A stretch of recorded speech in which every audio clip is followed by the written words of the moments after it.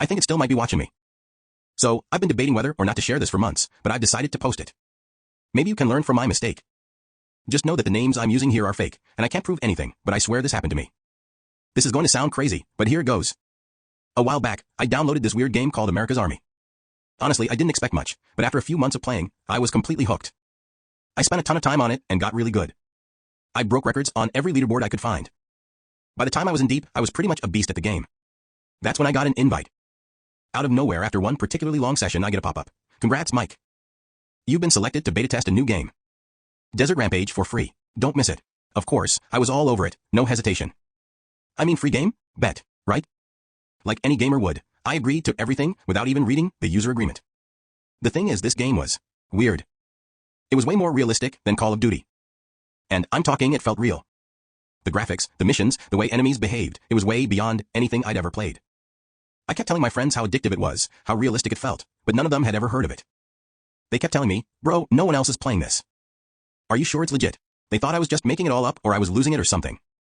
But I didn't care. I was obsessed with getting the top score, so I kept playing every night.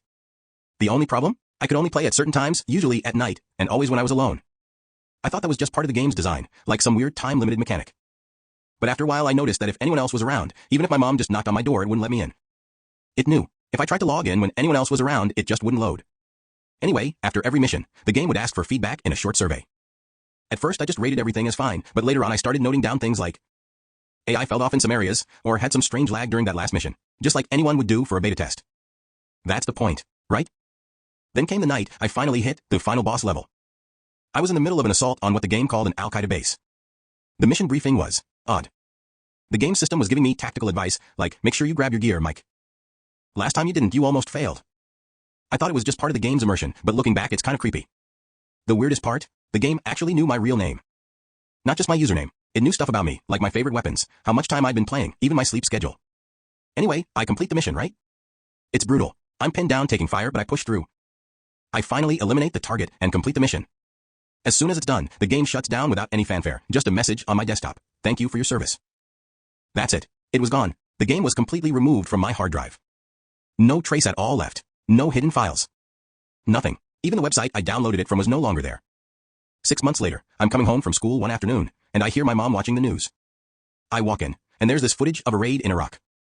They're showing clips of military forces storming a building, and I swear to God, it looks just like the game. They even mention how the extremist leaders were taken down by elite operatives, the same term used in the game. I don't know how to explain this, but it felt like they were talking about the mission I'd just completed in the game. It was my game, my operation.